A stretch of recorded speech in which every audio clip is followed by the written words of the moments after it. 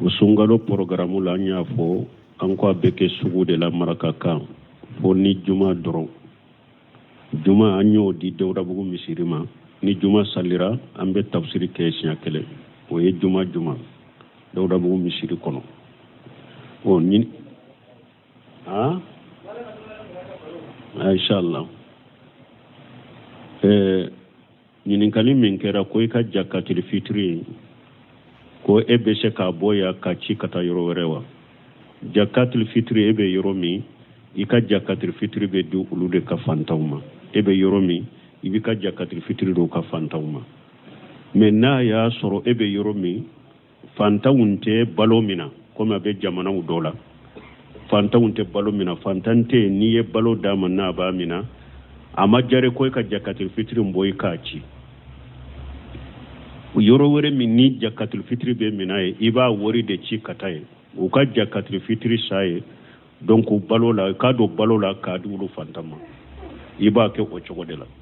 ni e yɛrɛ bɛ yɔrɔ min i b'i ka jakatil fitiri bɔ ye ni yɛrɛ y'a dɔn a tɛ minɛ ye fantanw t'a minɛ dɔɔni kɛbaaw ko jakatil fitiri wari lama tɛ ɲa i bɛ wari ci mɔgɔ min fantanw bɛ n'u bɛ balo min na i bɛ wari ci ka taa olu ma u bɛ wari in don balo la k'i ka jakatil fitiri bɔ ye o yɔrɔ la. o kɔfɛ an balimakɛ ye ɲininkali kɛ ko yala alikiyama jɔ don yala kafiri ni silamɛw bɛɛ bɛ fara ɲɔgɔn kan yɔrɔ kelen wa bon ko dɔ ye ɲininkali kɛ ko yɔmali kiyama don kafiru ni silamɛw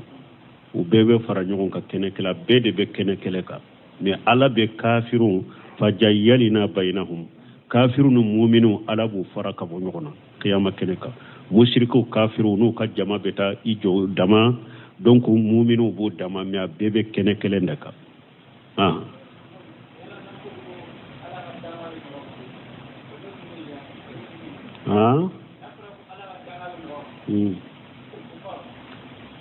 ko n'u ko ala ka danga bɛ mɔgɔ kɔrɔ i ma bɔnen don ala ka nɛɛma la ala b'i mabɔ a ka nɛɛma la.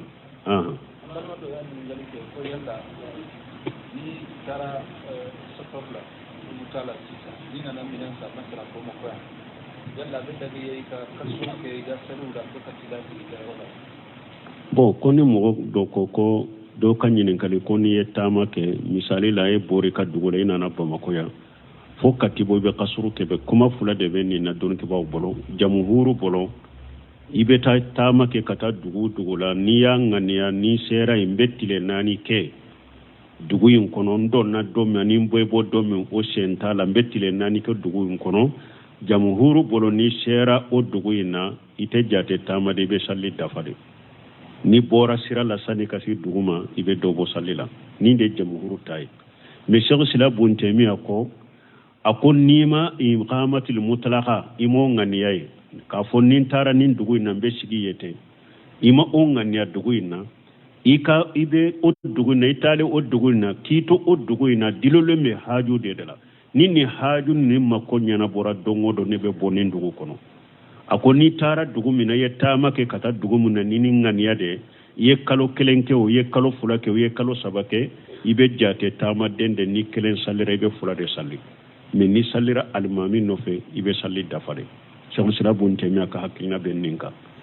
ni ebe misali la ni e ko mbeta Bamako mais ne ka Bamako ta beta minan do de sa ni nye minan soro hari bi mbe sagi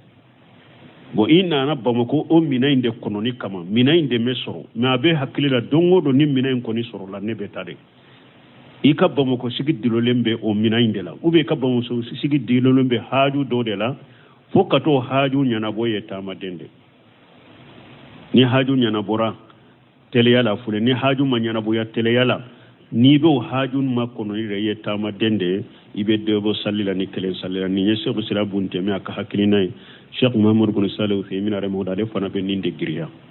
me jamhuru koni bakare ni ya ngania ko be tele nani ke yoro ni sera e salli dafa sani kabo wala sana yani ngali ko mbarno solo be ale ko vraiment ko shi dana de kilomètre nale yalla soro do be nale ya karatu ke shitane ko ma wala bo kombal mo muso do ko shetane de betulunke kenay ko jugo sora ube wa bese ka munun kala azikaru munun nana sogoma dala akato ka wulu kala zikru munun nana ko kafo da firala akate ko wulu kala wa anika faraka sogoma la ilaha illallah wahdahu la sharika lahu lahul mulku wa lahul hamdu wa la kulli shay'in qadir ikanni fo sinya keme sogoma wula akafo sinya keme ninye hadisa ya nana bukhari de kono ciren ko ni dugu jera sogoma la ilaha illallah wahdahu la sharika lahu lahul mulku wa lahul hamdu wa huwa ala kulli shay'in qadir ko ni yafo ciren ko duru de fo anofe ko folo minye ewa baraji keme be sabiye junubu keme o be touché kaboy ka junubu misewla abe komi iye jontan kan horoya ismaila dew arabu jon iye jontan kan horoya o tile be abe kima tangana shetane fokata wula shetane tesega gerila ni nyenani duruna mogo shi tena ni baraje yomale kama do min ka baraje kacitaye funna ya soro mogo min nyafo kacaya katemeka la ilaha illa wahdahu la sharika lahu lahul mulku wa lahul hamdu wa la kulli shay'in qadir sogoma keme wala fila fana ni ya fo sinya keme ciden ko fokata dugu je shetane te gerila donc ibe to kan info sogoma sinya keme wala fe sinya keme donc ni be da ayatul kursi iba kala qul saba ibi tege fense ko kala kono ka muy far kolo la ipolo be yoro soro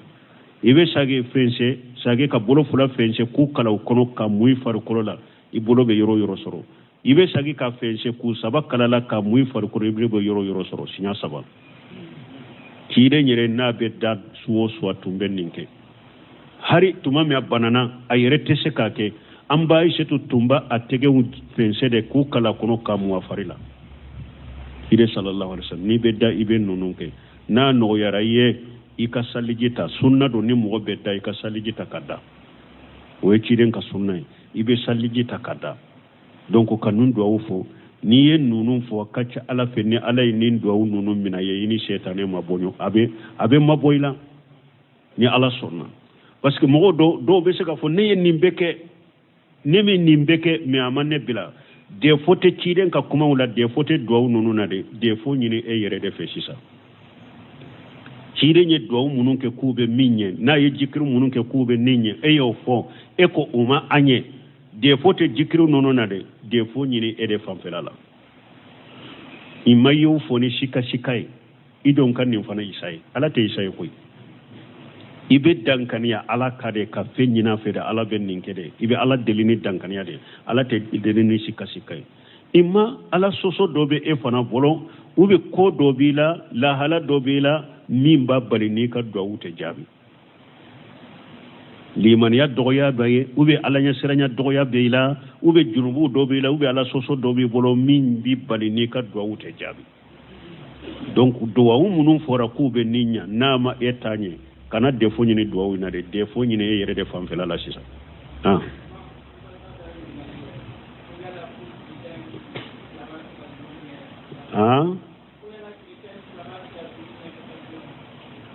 bo ko yala ewa silamani kerece be se ka dumuni ke tasa kelen kono kafir ni silama be dumuni ke tasa kelen kono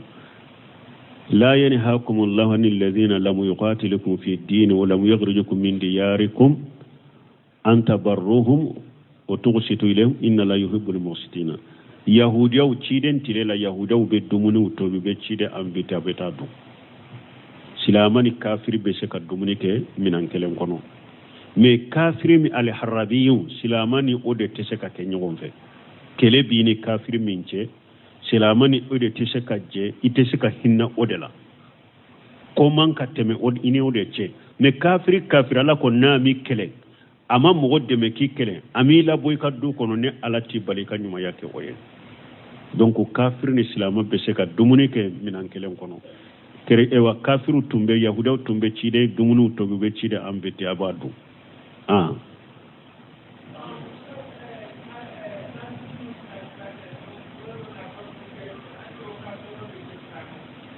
usanan kaso yoruma hadisa do be abi dauda kono wala yakulu ta'amaka illa taqiyu parce que do be sikata nin fo ko ciden ko mo shi kani ka dumuni duniya la serenya bakati qattabi ko abi dauda ka sarahu don maalimus sunan ako wala yakulu ta'amaka illa taqiyu ta'amu dawa ni yedumuni nyuma tobi wolima dumunu na nyogona ni yulu tobi kana mo su yere ku ko duniya la serenya bakati ako ta'amu dawa me dumuni betere qattabi yo fo maalimus sunani ayo fo kono o ye ta'amu dawa de na sebi mo shikano du boloni ala serenya bakawte bon ko ewa kafiru ni silama ka ke kaburu kono a tora be se ka se silama mawa o kaburu ko ye alimul ghaibi o ye ko dogolen ko de mais an be kuma sariya de ka yala a tora be sima kaburu kono tora te sima o ye ko dogolen ko de don ko de la sabatilen to yoro la ni mo be kuma ka mais silamiya sariya kono ya ira doro silama ni kafir kana ke kaburu sokele kata fiqhu law kata hadisahu law silamo be benem boka haramu yalendo silama ni kafir ka do kaburu sokele kono har an kanu do fankele na ya soro silamo ka kaburu be koronde fe akaka kafiru ka kaburu kata tilebin fe an kana ke hari fankele yere janko kake kaburu sokelen kono o ye haramu ye o tebe silamiya sariya la mali ye mbu disi gosi ko doni jamana do ko silama jamana do ko fanga be silama wala men nin ko sugu manyana bo mali de kono kateme jamana to beka lumenu no fulan ko krece jamana wode do silama no kaddamana kaburu sowde do krece no kaddamana kaburu so Nigeria fulan koro ya krece no kaddamana kaburu so silama no kaddamana kaburu so gabo fure silama no kaddamana kaburu so krece no kaddamana kaburu so aw munun ko aw ye doni jamana ye de ko aw ye silama ya famu aw de kafiri ni silama be kaburu so kele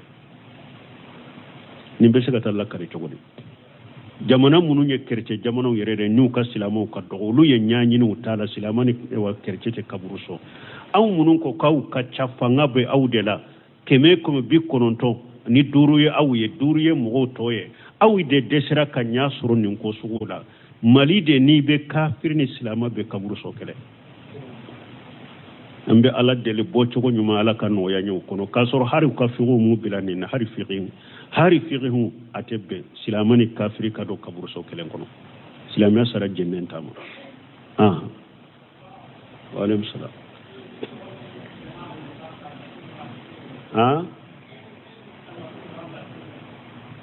ma mere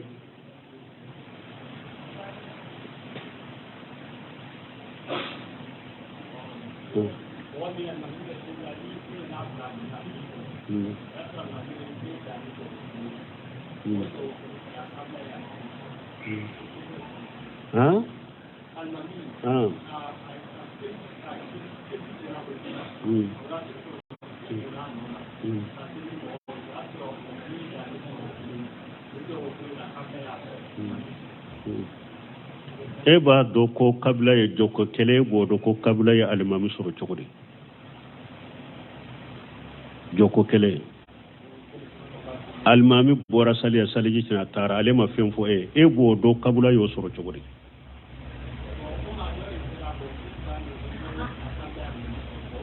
do almami da ya fuyewa parce que bon ala kulli hali parce que kabula yende ni ye dobo sallila joko kele salli min be bunda almami yere de be se ka do kabula ya soro parce que na anyina na subhana rabbil azim na nyogona urukula ube sujurula subhana rabbil ala na nyogona anyina no ko salli na gasira kabula be se ka soro nina bon ni nunun te ni kabula ya soro nuna mo be bon nunun kala manale ma fo no ala kulli hali kan yin kali jabula ko na e ya soro almami e kera masibugude ko joko kelente mena enye ko almami ye joko kelenke ya ka saliji tiana ko abora ko ya soro kabula ye almami soro ko be ke chokodi na ya soro kabula ye almami soro araka minani o araka ma e soro salila kabula te eta doni ke ba ko kabula almami ko fe bon masibugu ni kabula ye almami soro kabula ye alimami soro araka minna o ya soro ebe salli kono kabula be e fanaka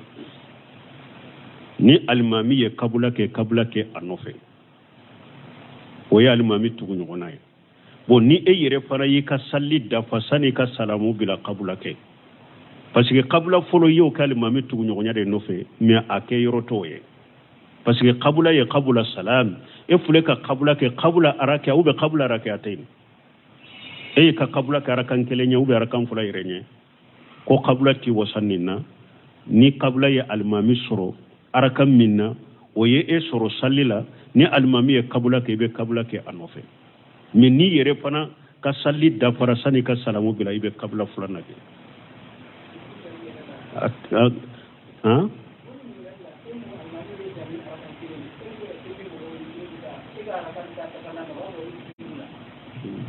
te umbena ola ale nyinin kalimin ke dro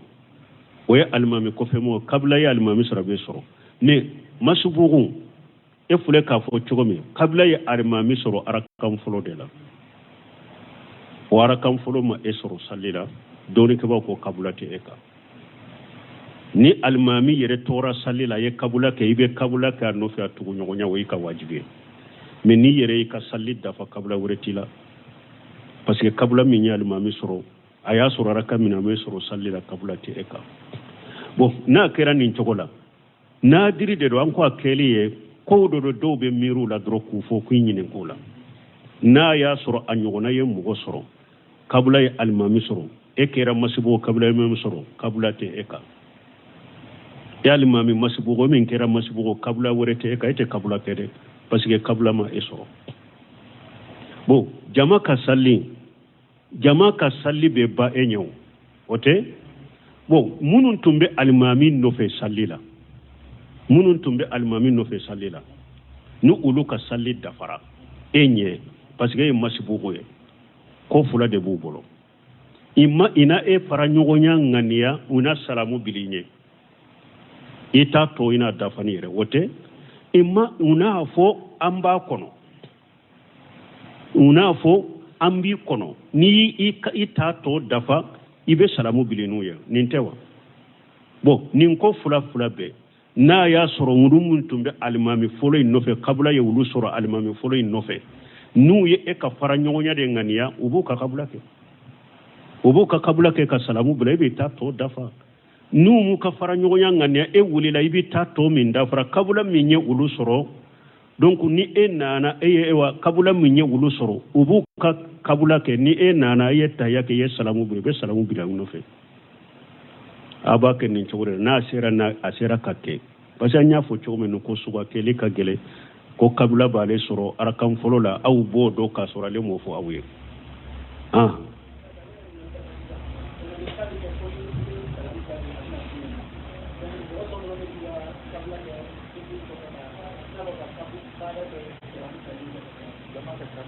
bo kabula ni bada ko fule mogo min ni kabula tun wajibra ika kabula ke me ema nyado ube ama foye salli ko fede ko karasa kabula bila re tun ganga kabula ke bada be kabula palasita nyorola bada ni kabula be nyogon palasita ori ya to donu ke ba ko hari ni mogo min ye jahili re ate kabula ni bada bo nyogona na ye kabula ke bada palasila salli nyana na ye bada de ke kabula palasila na ta dure salli nyana kabula be bada palasita bada be kabula palasita mogo min ni kabula sujuru de tunka ka ke sani ka salamu bila emo ke salamu ko fede kun karasa kabula tumbila de ibe bada inke o be kabula in palasita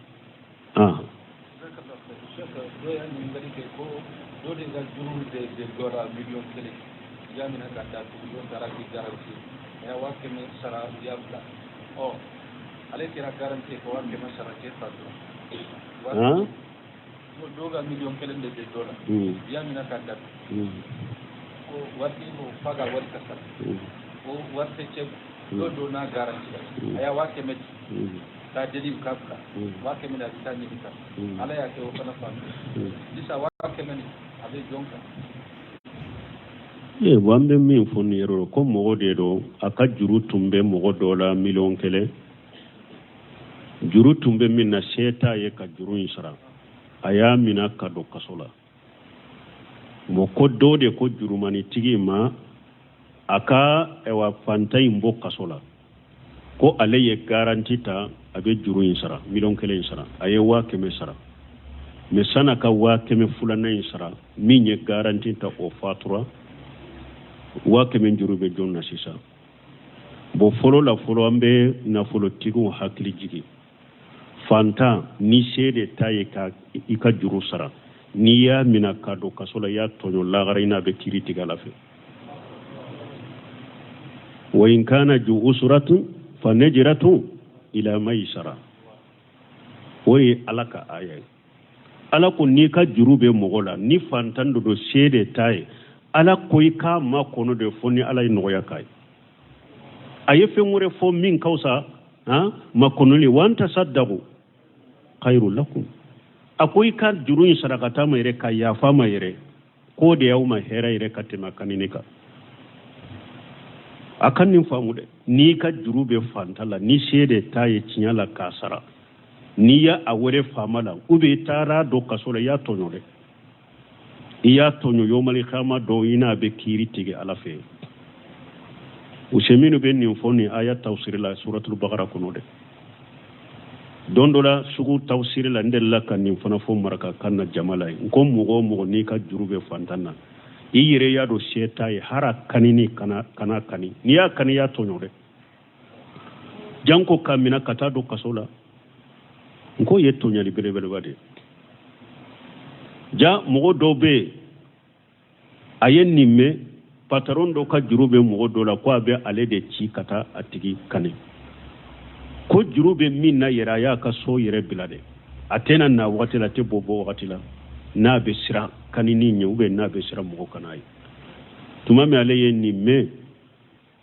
derisula tara na foro tige fa ewa akonne de tumbe ikachila karasa tumbe dogone lade kanini bono me nyame bi ka fo ni ka jurube mogola ni fantande do ni setaye ni ya kani iye junubu soro lagare na be kiri kede ne ko ni teta tuguni aka kanini a jorane bolo ne teta tuguni ko ha ko aw ako juru infana ne fana ya fara atigi nana nin fonya donc setigu kan nin famu o ni mogo min fana sebe abanay bado karasa sebaye aye ka juru min ta sebaye ka sara banna ka saro ye ko were matalul khani yujlumun yahillu uqubatahu wa irduhu ciren ko ne fana setigi ebe se ka mogo ka juru sara i banna ka sara ko e fana to nyani kelaide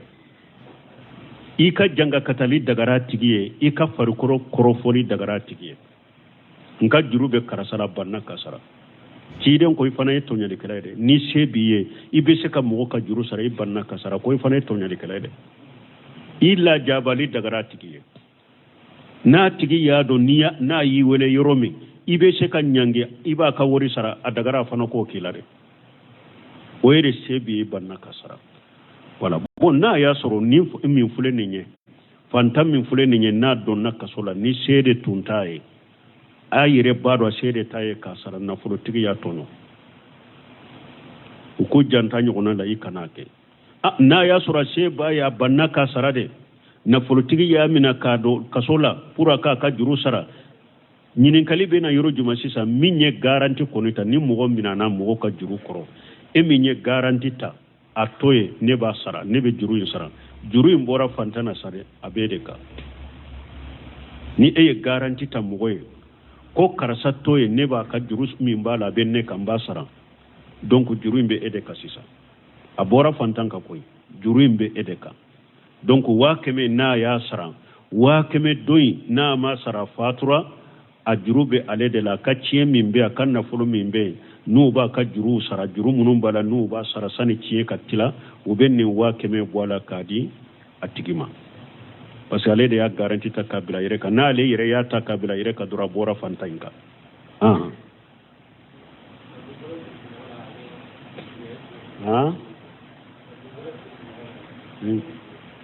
ko ka dugu koro bosi mogola ka ke misire o salli be cogodi o dugu kolon tarakile ni eye wali dugu kolo bosala ka salla kono i ka salli be sahubate sa majahabu ka ɲɔgɔn soso bala majabitigu doko ika salli te saha parce que wali yoro de do majahabu doko ika salli be saha o de kuma sahalenya wali kolo dugu kolo in talina bosili de junubu bila mais ni sallira dugu kolo in koni ka salli be saha donc ni mogo ye mogo ka dugu kolo bosala ka ke misiriye e minye aka dugu kolo jako minala ka ke misiriye junubu be edela ala sosola ye ede mais misirin koni ni mogo min sallira misirin kono aka salli be saha donc ko ka kuma salena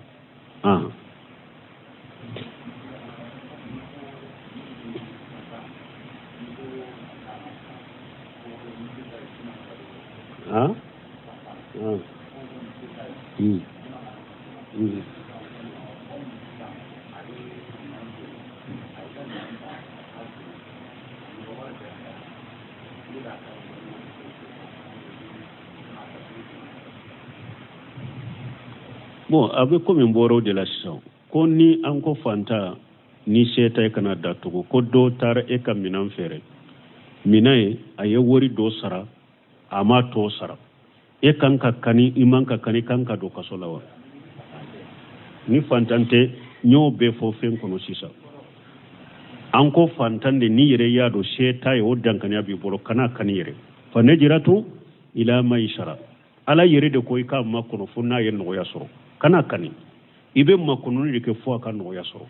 ala sagira ka fo ya ko ni ya fara la yere juru na yero de kani ni ma seka ya fama kana kani ni sede tay kana kani janko ka do kasola ni sede tay mais anko ni sebe mo minya banalti tasara matalul khani yujulumun tiren ko setigi fana ni ba ke kam mo ka juru ya garu ya ibanna kasara ko fana to nyali kelade i kala jabari dagara ni mo mi sede baye abanna de adagara kan nin kani adagara fana ni yere ya do mo be ni ya lasuma ube se ka kankari dai ube se ka nyangabi ka juru sara adagara ikan ni lasuma ni sede baya banna ki ka juru sara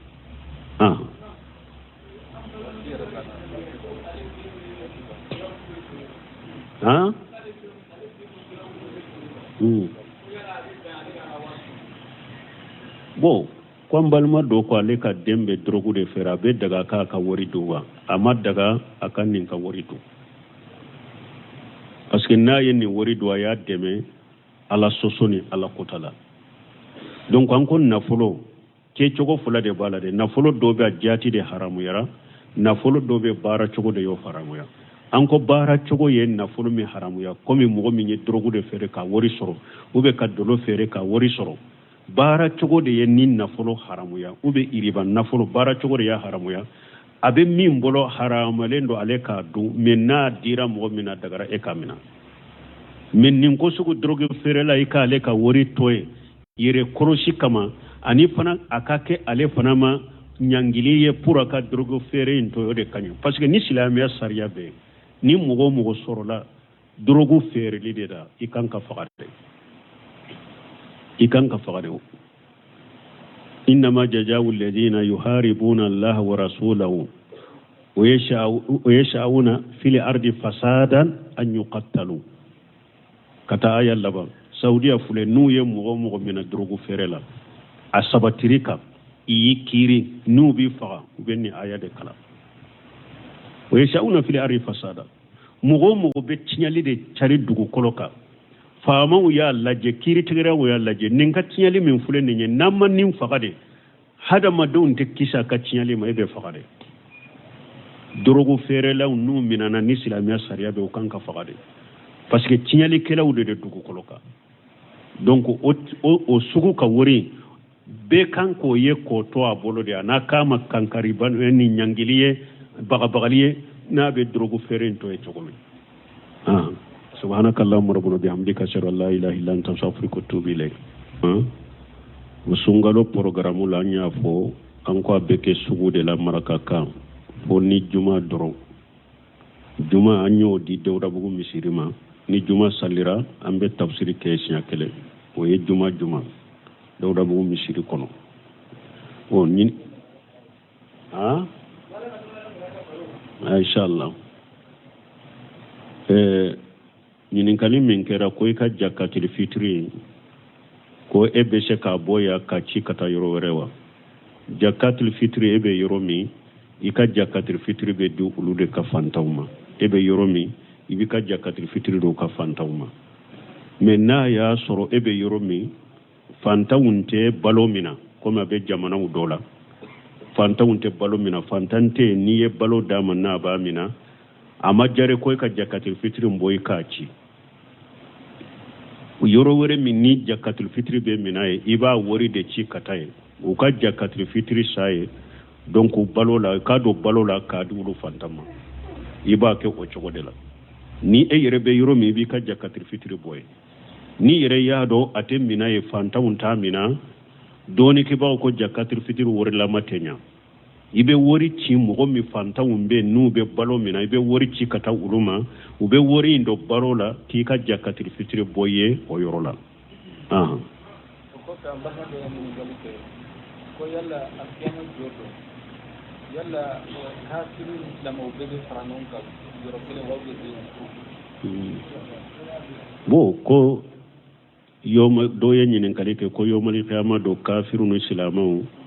ubebe fara ɲɔgɔn ka kɛnɛ kɛla bɛɛ de bɛ kɛnɛ kɛlɛ kan mais ala bɛ kafirun fajayyalina bainahum kafirun ni mu'minu ala b'u fara ka bɔ ɲɔgɔn na kiyama kɛnɛ kan mushrikuw kafirun n'u ka jama bɛ taa i jɔ dama donc mu'minu b'u dama mais a bɛɛ bɛ kɛnɛ kɛlɛ de kan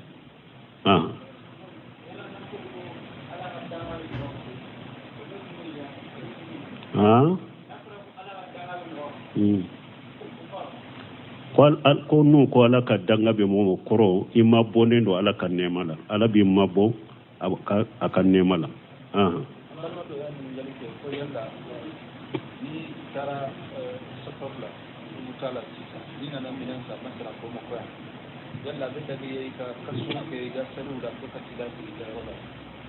bon ko ni mo do ko do kanyin kali ko ni etama ke misali la e bori ka dugole ina na Bamako ya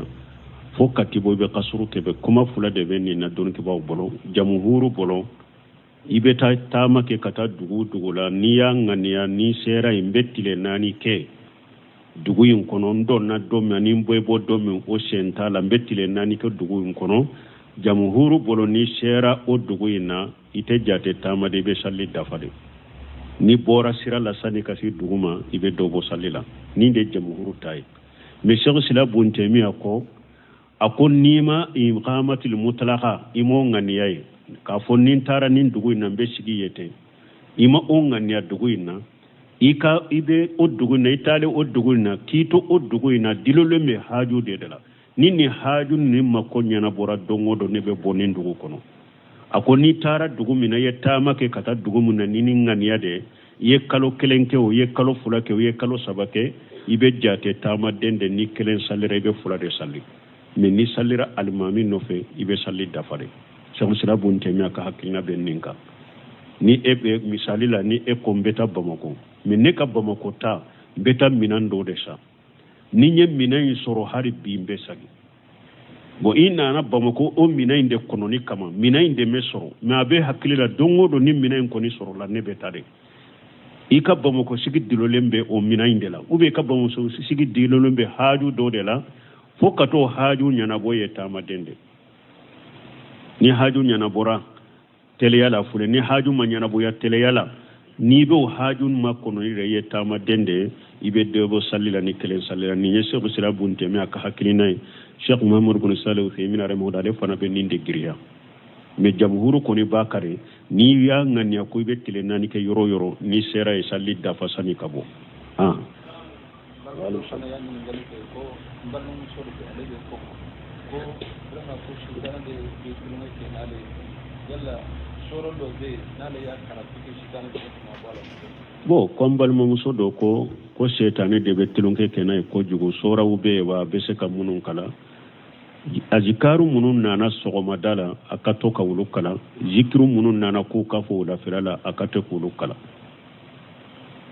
وأنك فرق سغما لا إله إلا الله وحده لا شريك له له الملك وله الحمد وهو كل شيء قدير يكن نفوس نياكمه سغما ولا أكفوس نياكمه نيني حديثا نانا بوغاري de kono ciren ko ni dugu jera sogoma la ilaha illallah wahdahu la sharika lahu lahul mulku wa lahul hamdu wa huwa ala kulli shay'in qadir ko ni ya fo ci de ñu ko duru de fo no ko folo folo mi ñe e wa baraji keme be sabiye junubu keme o be touché ka boy ka junubu misewla abe komi iye jontan kan horoya ismaila dew arabu jon iye jontan kan horoya o tile be abe kima tangana shetane fokata wula shetane tesega gerila ni nyenani duruna mogo shitena ni baraje yomale khama do min ka baraje kacitaye funna ya soro mogo min nyafo kacaya katemeka la ilaha illa wahdahu la sharika lahu lahul mulku wa lahul hamdu wa huwa ala kulli shay'in qadir sogoma keme wala fila fana ni ya fo sinya keme ciden ko fokata dugu je shetane te gerila donc ibe toka ni fo sogoma sinya keme wala fe sinya keme donc ni be da ayatul kursi iba kala quli saba ibi tege fense ko kala kono ka muy far kolo la ipolo be yoro yoro soro ibe sage fense sage ka bolo fula fense ko kala kono ka muy far kolo la ibolo be yoro yoro soro ibe sage ka fense ku saba kala la ka muy far kolo ibe be yoro yoro soro sinya saba kide nyere na be da suwo suwa tumbe ninke hari tuma me banana ayere tese ka ke amba ishetu tumba atege fense de ku kala kono ka mu afarila ide sallallahu alaihi wasallam ni be da ibe nununke na no yaraye ika salijita sunna do ni mo be da ika salijita kada o eciren ka sunna ibe salijita kada donc kanun do awfo ni yen nunun fo kacca ala fe ni ala ni do nunun mina ye ni shaytané ma bonyo abe maboyla ni ala sunna parce que mo do be se ka fo ni yen nimbeke nemi nimbeke mi amane bila de fote ciiden ka kuma wala de fote do nunu na de fo nyini e yere de fe sisa ciiden ye do munun ke kube minye na ye jikru munun ke kube ninye e yo fo e ko uma anye de fote jikru nunu na de fo nyini e de famfelala imayo fo ni shika shikai idon kan ni fana isai ala te isai koy ibe dankaniya ala kade ka fenyina fede ala bennin kede ibe ala delini dankaniya de ala te delini sikasikai imma ala soso dobe e fana bolo ube ko dobila la hala dobila mimba balini ka dawute jabi liman ya doya baye ube ala nya siranya doya beila ube junubu dobila ube ala soso dobe bolo mimbi balini ka dawute jabi donc dowa munun fora kube ninya nama etanye kana defo nyini duwa wina de defo nyini yere de famfela la sisa